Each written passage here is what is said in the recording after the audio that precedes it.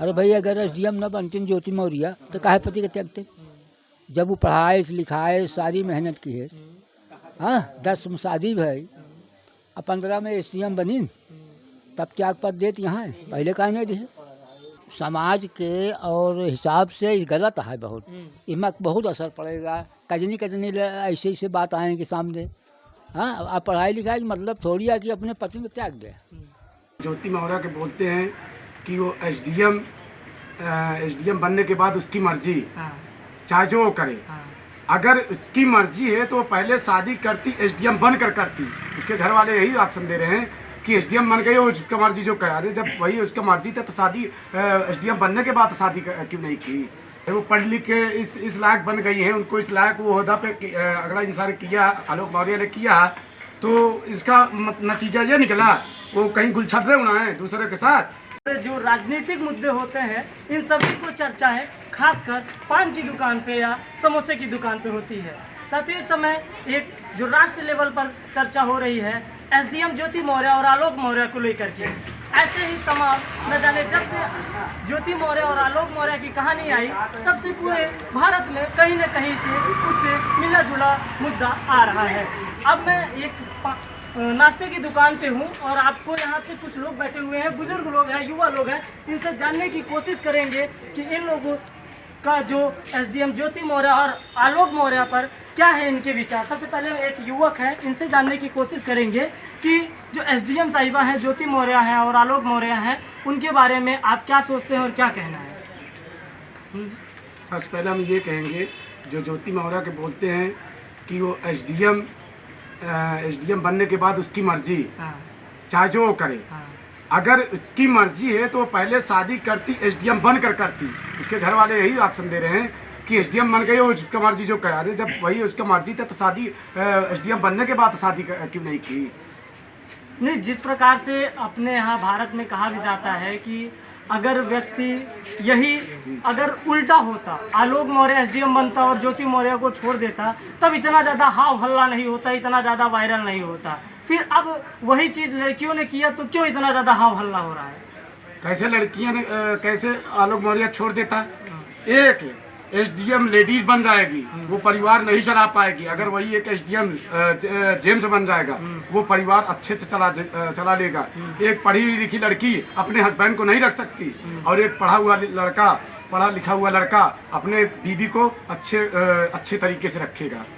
आप देख रहे हो कितने घर में बहुएं जो है पढ़ी लिखी नहीं आ रही है, क्या उनका परिवार नहीं चल रहा है। आप कैसे कह दे आलोक मौर्य छोड़ देता। जो नहीं पढ़ी हुई हैं क्या वो नहीं रख रहे हैं। हमारे घर में देखिए हमारी दोनों भाभी नहीं पढ़ी हैं, उनको क्या नाम मेरे भाई साहब नहीं रख रहे हैं। अरे वो पढ़ लिख के इस लायक बन गई हैं, उनको इस लायक वो ओहदा पे अगला इंसान किया, आलोक मौर्य ने किया, तो इसका नतीजा ये निकला वो कहीं गुलछर्रे उड़ाए दूसरे के साथ। हाँ, और एक चीज़ मैं और बता देना चाहता हूँ कि जब से ये ज्योति मौर्य आलोक मौर्य की कहानी आई है, जब से ये सोशल मीडिया पर वायरल हुआ तब से लगभग देश के हर कोने से, हर एक राज्य के जिलों से ऐसी ढेर सारी कहानियाँ मिलती आ रही हैं। चाहे वह प्रयागराज के रेशमा की कहानी हो या प्रयागराज के सहसों में एक नर्स की कहानी हो, ऐसी ढेर सारी कहानियाँ जुड़ रही है जो कि कहीं न कहीं कि रिश्तों की अहमियत आज के समय में कितनी रह गई है। बुजुर्ग हमारे साथ कुछ हैं, इनसे जानने की कोशिश करेंगे। एक बुजुर्ग से जानने की ये कोशिश करेंगे कि जो इनके ज़माने में, जो इनके समय में कैसे ये कहा जाता था कि पतिव्रता हैं, सती हैं, और आज के समय में महिलाएं, लड़कियां हों या आने वाली जनरेशन है वो कैसी होगी, ये शादी को लेकर के, विवाह को लेकर के क्या है इनके से विचार, हम इनसे जानने की कोशिश करेंगे। दादा, ये आज के समय में जो रिश्ते नाते बहुत ज़्यादा कलंकित हो रहे हैं, इस पर आप क्या कहेंगे। ये बहुत गलत हो रहा है, बहुत गलत हो रहा है। ये समाज के और हिसाब से गलत है बहुत, इसमें बहुत असर पड़ेगा। कजनी कजनी ऐसे ऐसे बात आएंगे सामने। हाँ आप पढ़ाई लिखाई मतलब थोड़ी है कि अपने पति को त्याग दे, ये तो न चाहिए ना। नहीं, आज के समय में जो रिश्तों की अहमियत रह गई है, हम कहीं पढ़ते हैं कि वाइफ ने हस्बैंड को छोड़ दिया, हस्बैंड ने वाइफ को छोड़ दिया, लड़की फरार हो गई है, लड़का छोड़ दिया, माता को मार डाला, पिता को मार डाला। ये पहले के समय में, आपके समय में और आपके समय में कैसे, क्या अंतर है। बहुत अंतर है, बहुत ज़्यादा हो रहा है ना। इन सब की जिम्मेदार आप किसे मानते हैं। अभी ये तो समझ लें कि जो नियम पिछा रहा है, इसके खिलाफ है भाई। ये मतलब जब तक पढ़ा लिखा हो यहाँ तो और ज़्यादा अत्याचार मचाए हैं भाई। मतलब ये थोड़ी है कि शादी हो ही जाए, शादी के बाद त्याग पत्र करा, इतना चाहिए। ज़्यादा पढ़ा लिखा होना भी नुकसानदेह है। नुकसानदेह है ये।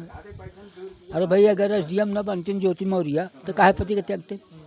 जब वो पढ़ाए लिखाए, सारी मेहनत की है, हाँ 10 में शादी भाई, अब 15 में एसडीएम बनी, तब त्याग पत्र देते यहाँ, पहले काहे नहीं दिए? तो दादाजी का कहना है कि सीधे सीधे जो एसडीएम ज्योति मौर्य ने किया वो बिल्कुल गलत किया। तो आखिर अब क्या आप सोचते हैं कि क्या उनके ऊपर एक्शन होना चाहिए? जो उनके छोटे छोटे बच्चे हैं उन पर क्या होना चाहिए? उसको अब होना चाहिए, अब जैसा नियम हो अब भाई करेंगे वो का। अब वो बच्चे को 2 लड़कियां हैं, उसको भी परवरिश होना चाहिए। ज्योति मौर्य को समझना चाहिए, इतना गलत काम ना करना चाहिए।